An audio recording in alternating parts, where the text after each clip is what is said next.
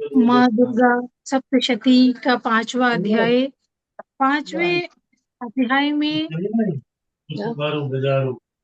ना शुंभ और निशुंभ राक्षसों का जो घमंड है वो माँ ने कैसे चूर किया, ये मेधा मुनि कथा कहते हैं।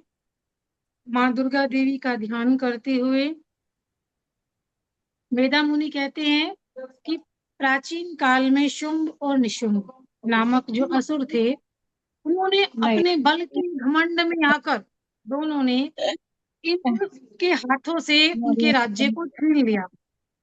और जो वो यज्ञ करते थे देवता, उनके यज्ञ भाव को भी शुंभ और निशुंभ राक्षसों ने छीन लिया। और वो सारे जो देवताओं के कार्य थे वो राक्षस करने लगे। अब राक्षसों ने जितने भी देवता थे उनको स्वर्ग से निकाल दिया।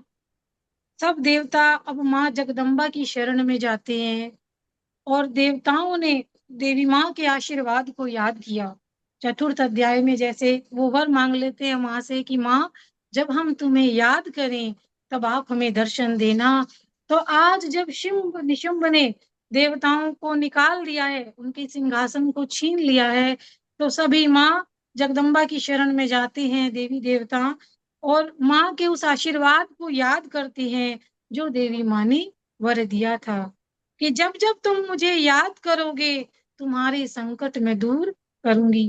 तो ये सोचकर सारे देवता गिरिराज हिमालय पर गए और वहां वो माँ भगवती दुर्गा देवी की स्तुति करने लगे। माँ जगदम्बा देवी को नमस्कार है, नमस्कार है। माँ गौरी को नमस्कार है, नमस्कार है। नित्या गौरी धात्री को नमस्कार है, नमस्कार है। शरणागतों का कल्याण करने वाली सिद्धि रूपी देवी को नमस्कार है। माँ दुर्गा देवी को नमस्कार है। माँ रौद्रा रूपा को नमस्कार है। या देवी सर्वभूतेषु विष्णु मायेति शब्दिता, नमस्तस्यै नमस्तस्यै नमस्तस्यै नमो नमः। कि जगत की आधार इन विष्णु माया को नमस्कार है। सब प्राणियों में चेतना स्वरूपा माँ को नमस्कार है। जो देवी सब प्राणियों के बुद्धि रूप में स्थित है उनको नमस्कार है, नमस्कार है। तो सभी देवी देवता माँ की स्तुति कर रहे हैं। हिमालय पर्वत पर पहुंचे हुए हैं कि निद्रा रूपी देवी, सुधा रूप में स्थित देवी, छाया रूप में स्थित देवी, शक्ति रूप में स्थित देवी, कृष्णा रूप में स्थित देवी, क्षमा रूप में स्थित देवी को नमस्कार है। जो देवी सभी प्राणियों के जन्म का मूल कारण है। स्मृति रूपा देवी, दया रूपी देवी, तुष्टि रूप में देवी, माता स्वरूप देवी, भ्रांति स्वरूप में देवी, इंद्रियों की अधिष्ठात्री देवी को नमस्कार है। कण कण में स्थित देवी को नमस्कार है। चैतन्य रूप में देवी को नमस्कार है। पूर्व काल में अपनी इच्छा की पूर्ति होने पर देवराज इंद्र ने जिनका बहुत दिनों तक ध्यान किया, वो कल्याण की देवी हमारा कल्याण करें, हमारा मंगल करें, सारी आपत्तियों का नाश कर डालें। माँ जगदम्बा हमारे संकट को दूर करें।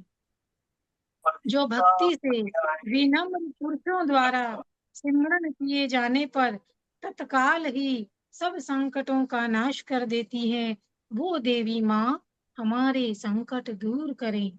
मेधा ऋषि कहते हैं कि जब देवता स्तुति कर रहे थे उस समय पार्वती जी गंगा जी के जल में स्नान करने वहां आई और उन सुंदर भुवों वाली भगवती ने देवताओं से पूछा कि आप किसकी स्तुति करते हैं।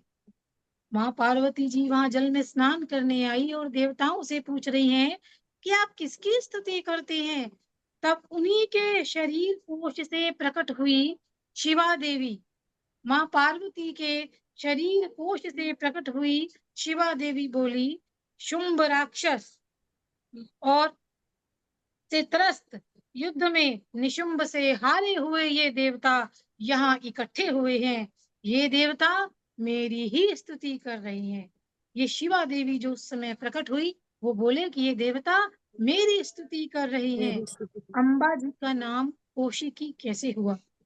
अब पार्वती जी के शरीर कोश से जो उत्पन्न हुई, अंबिका देवी उत्पन्न हुई, और इसीलिए समस्त लोकों की कौशिकी देवी कहा जाता है उन्हें। कौशिकी जी के प्रकट होने के बाद पार्वती देवी का शरीर काले रंग का हो गया, और अब वे हिमालय पर रहने वाली कालिका देवी के नाम से विख्यात हुई। काली देवी को नमस्कार है, काली माता को नमस्कार है। तो माँ पार्वती के शरीर से प्रकट हुई शिवा, और उन्हीं के शरीर से जो अम्बा जी प्रकट हुई, उनका नाम हुआ कौशिकी। और कौशिकी देवी के प्रकट होने के बाद माँ पार्वती का शरीर काले रंग का स्वरूप हो गया, जिनका नाम काली माता जो हिमालय पर विचरने लगी। अब वो जो चंड मुंड राक्षस थे, उन्होंने उन माँ अंबिका को, जो माँ पार्वती जी के शरीर से प्रकट हुई थी, देवताओं की स्तुति करने पर जब माँ पार्वती ने पूछा था, तो माँ अंबिका को उन राक्षसों ने, चंड मुंड ने हिमालय पर्वत पर देखा। और उसके बाद शुंभ और निशुंभ वहां आए, और उन्होंने इतना सुंदर रूप धारण करने वाली जब माँ अंबिका देवी को देखा, तो चंडमुंड शुंभ के पास जाकर बताते हैं कि अरे, बड़ी सुंदर स्त्री है, अपनी दिव्य कांति से हिमालय को प्रकाशित कर रही है। अरे, ऐसा उत्तम रूप तो हमने कभी देखा ही नहीं। तो शुंभ निशुंभ कहते हैं कि पता लगाइए, ये देवी कौन है, ले लीजिए उसे, पकड़ लाइए उसे। अब चंडमुंड कहते हैं कि स्त्रियों में वो रत्न है, प्रत्येक अंग उसका बहुत ही सुंदर है, और दैत्यराज, अभी तो वो हिमालय पर मौजूद है, आप उसे देख सकते हैं जाकर। अब शुंभ निशुंभ से कहते हैं कि तीनों लोकों के मणि, हाथी, घोड़े, जितने भी रत्न हैं, वे इस समय आपके चरणों की शोभा पाते हैं। अरे, ऐरावत हाथी, पारिजात का वृक्ष, उच्च श्रवा घोड़ा, ये सब तो आपने इंद्र से ले ही लिया है। तो लिए ब्रह्मा जी का विमान, कुबेर से निधि, और समुद्रों से भी सारी माला आपको भेंट हो गई है। अरे, जिसके कमल कभी मुरझाते नहीं हैं, और सोने की वर्षा करने वाला ये वरुण प्रजापति का। का श्रेष्ठ रथ, छत्र, ये सारे रत्न तो आपके पास हैं, और आपके भाई निशुंभ के अधिकार में हैं। तो आपने सारे रत्न तो इकट्ठे कर लिए हैं। ये शुंभ निशुंभ को कह रहे हैं, चंड और मुंड कह रहे हैं कि आपने सारे रत्न तो इकट्ठे कर लिए हैं। अरे, ये स्त्री रूपी रत्न अधिकार में क्यों नहीं ले लेते? अब मेधा ऋषि कहते हैं कि चंड मुंड की ये बातें सुनकर तो शुंभ ने राक्षस जो सुग्रीव को दूत बनाकर देवी के पास भेजा, और कहा कि ऐसा उपाय करना कि वो जल्दी से प्रसन्न होके यहाँ आ जाए।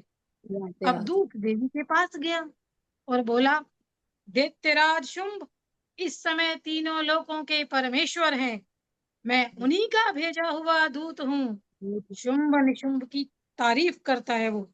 उनकी आज्ञा सारे देवता एक स्वर से मानते हैं, कोई उनकी आज्ञा का उल्लंघन नहीं कर सकता। सारे देवताओं को वो हरा चुके हैं। तुम्हारे लिए जो संदेश दिया है उसे सुनो। अब वो दूत जो है शुंभ और निशुंभ का संदेश सुनाता है।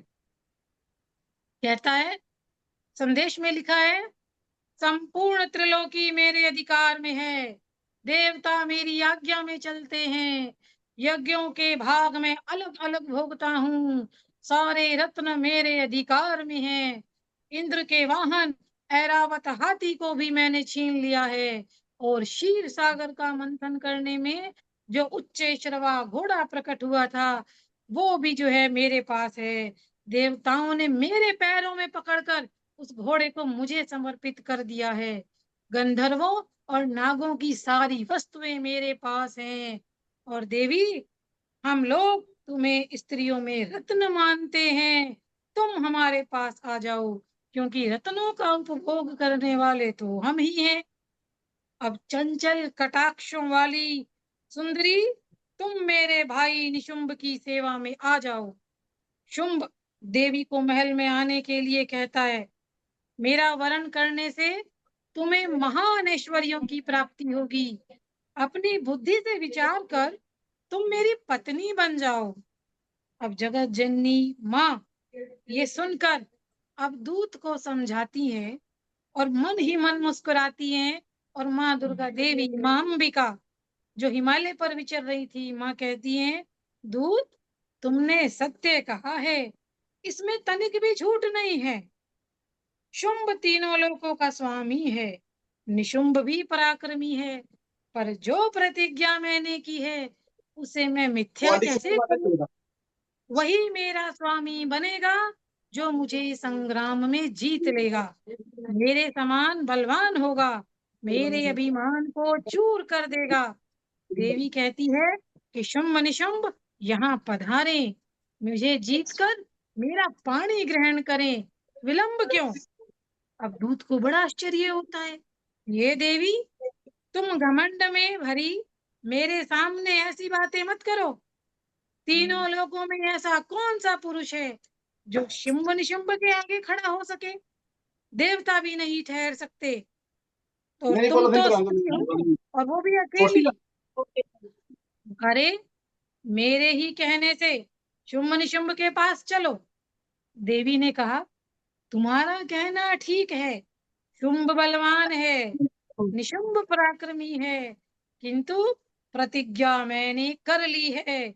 अब तुम जाओ, मैंने जो तुमसे कहा सब अपने स्वामी से कहना और जो उचित पड़े वो करना। तो इस प्रकार देवी दूत संवाद नामक 5वां अध्याय समाप्त। जय माता, जय दुर्गा। जी। बहुत सुंदर। धन्यवाद रोजी, धन्यवाद।